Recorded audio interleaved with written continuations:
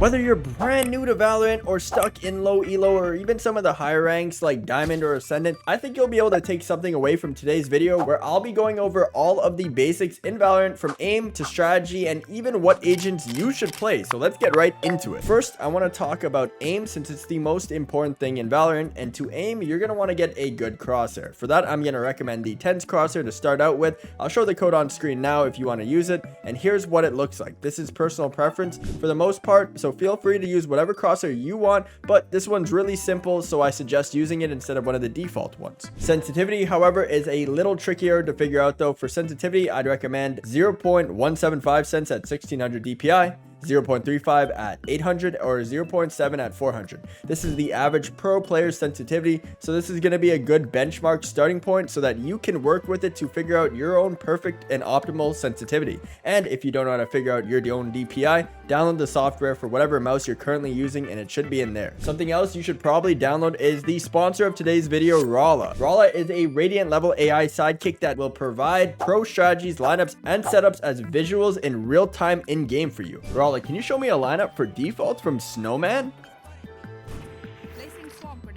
And if you're worried about how good these setups or strategies from Raa might be, don't worry. Raa has up-to-date information on thousands of VCT games, so any strategy, setup, or lineup it shows you has probably been done by a tier 1 team in the past. Raa even gives you notifications in-game of when to change up the pace in case your team has been on autopilot, how many ultimates are available on each team, which is insane by the way. Raa is worth it for just that feature alone, let alone everything else. And if you're worried at all, Raa has actually partnered with Overwatch, who is fully authorized by Riot Games, which means Raa is completely safe to use on Valorant. This is an amazing tool to have. So if you're interested, go ahead and check out the link in the description or the pinned comment. Now let's get right back to the video, and thank you to Raa for sponsoring it. Once you've changed your sense, head to the range and shoot the practice button. Then set the bots to strafe. Now you're going to want to track the heads of the bots the best you can. If you can't keep up with them, you need to raise your sense, and if you're going too fast, you need to lower your sense. Once this feels good, I'd try sticking with that sensitivity for a while. This is a pretty simple way to find your sensitivity, but obviously you can min-max it over time and continue to optimize it. Now that we have your sensitivity and crosshair figured out, we need to talk about another important topic, crosshair placement. To put it simply, you need to be aiming at head level at all times unless you have a shotgun or an operator, or a marshal or Odin. If you're brand new to the game, you can get away with aiming for the body, but there's a lot of objects around the map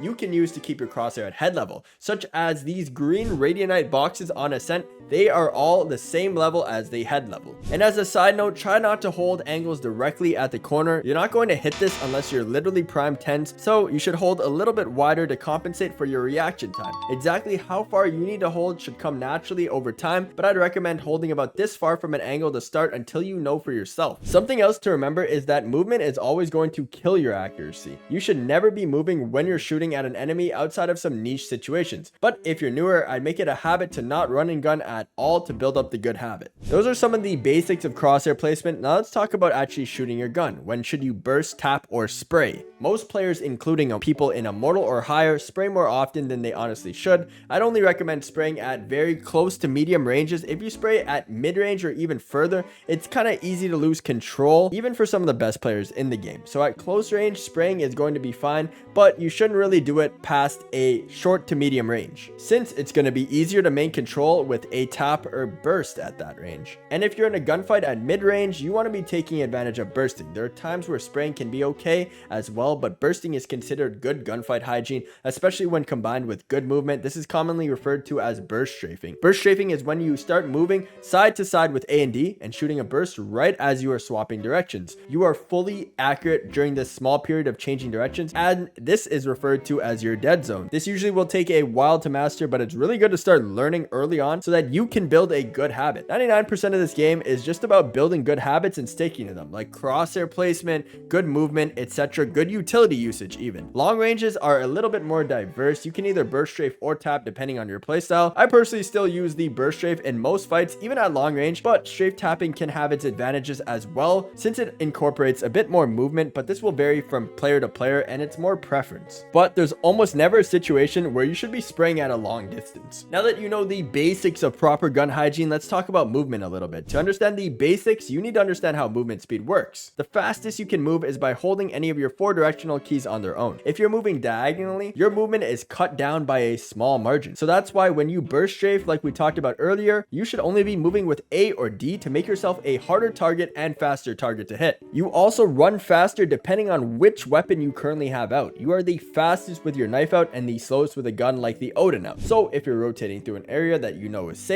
there's not much of a point of keeping your gun out over your knife. Now let's combine everything I just yapped about so far and talk about peeking next. There's a few different types of peeks with their own unique purposes. We'll be covering the basic ones, which include jiggle peeking, jump peeking, and wide swinging. Let's start with the wide swing, since this is what you're going to be seeing most commonly as a new player or low elo player. All a wide swing consists of is swinging out of an angle until you see someone. You typically want to use this when you have information already, or if you're trying to create space for your team. Also, if you have teammates behind you while you're wide swinging, try not to stop too early, because then you might end up body blocking your teammates to death even though you had good intentions. The next peak is the jump peak. The jump peak is solely an informational gathering peak or a bait peak.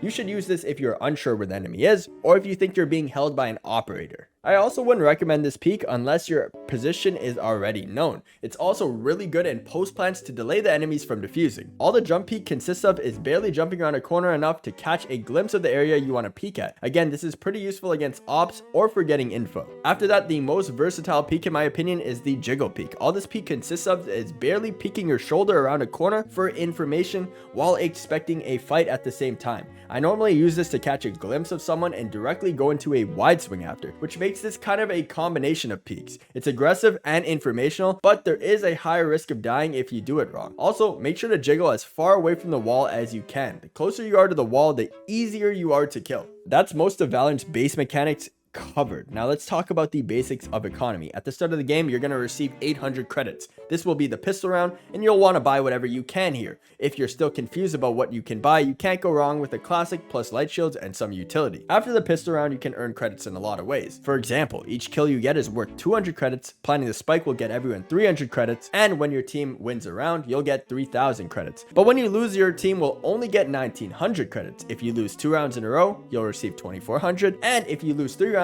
or more in a row, your team will receive 2,900 credits instead. So it basically goes up by 500 or more each time you lose a round, with a max of 2,900. Now, based on your team's economy, there's going to be different types of rounds that you play out. These consist of half buys, force rounds, full buys, and ecos. On eco rounds, your team is going to be broke with anywhere from 1,500 to 2,000 credits each. You'll want a full save on these rounds so you can buy in the next round. On these type of rounds, I'll pick up a sheriff if I'm feeling a little rich, but if I'm super broke, I'll just keep it to classic and try to right click someone, or maybe even a shorty. Moving on to the half buy rounds, these are rounds where your whole team will have 2,000 to 3,000 credits. Your team should be buying some marshals, sheriffs, or whatever else is cheap to give yourself a chance in the next round, while keeping enough credits to full buy in the next round. I will say gimmick strategies like 5 stacking a site work really well on these rounds. Up next are the force rounds. These are rounds where everyone can't quite afford to fully buy, but the team still makes the decision to fully invest in a round regardless. You typically do this when the enemy team has a similar economy and you guys are fighting for control of the economy, if you're giving a match point, or if you're just down a crazy amount of rounds. And finally, we have full buy rounds. On these rounds, your teammates should have around 4,000 plus credits and can afford everything including utility, or you can have a gun drop to you if you're a little broke that round. These are rounds you should see mostly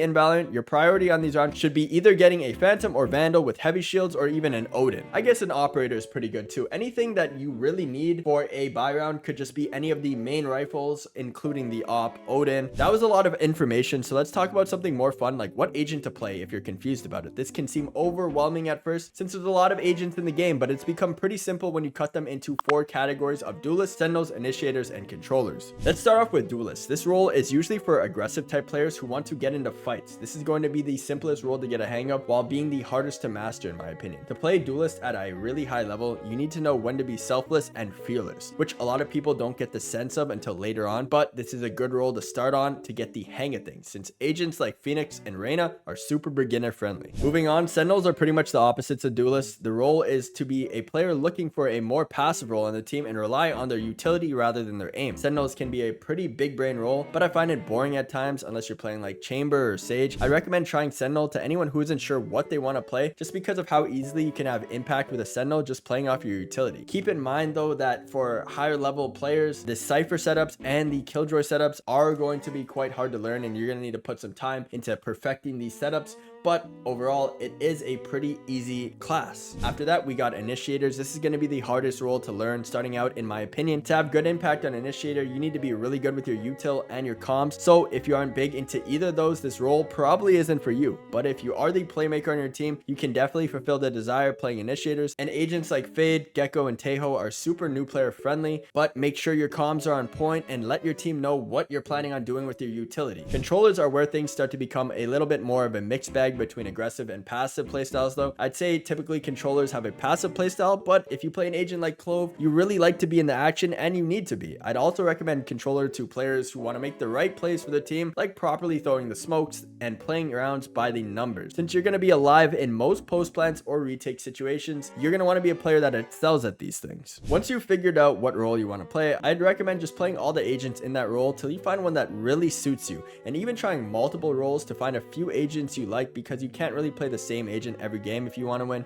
You probably need to be able to play 3 different agents at a minimum. So I try to learn a few to start, but remember, the most important thing is to have fun. And just a heads up, I know you're going to see a lot of creators that are one tricking, and they are doing it for content. So I mean, and even some of the worst agents can still be viable in the right hands. So play what you like and what you enjoy the most. Next, I want to talk about some common terms you'll hear in Valorant but might not understand.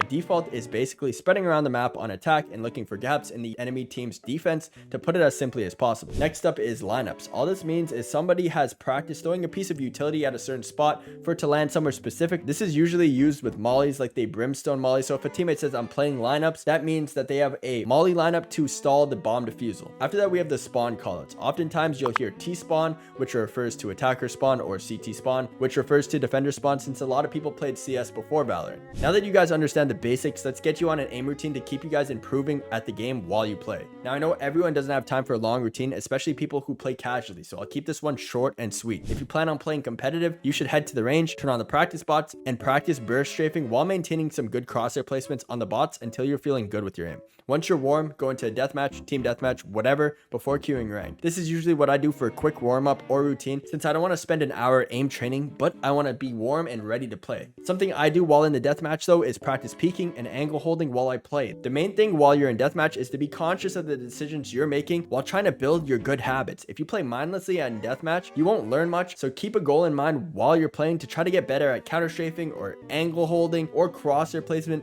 Whatever it is that you think you need to work on the most, keep that in mind and just keep working at it. And if you want to keep improving, the biggest thing I'd recommend is recording and watching back your games. What I like to do when I've watched my games back is go to when I die and see how I died. A really quick checklist of questions should go through your mind. Was I helping my team? Was I in a good position? If you can't find any positives about your play, don't make the play again. And I hope this video helped you guys out, and if it did, make sure to drop a like and subscribe. And if you guys have any more tips, make sure to leave them in the comment section below. Thank you guys so much for watching, and peace out.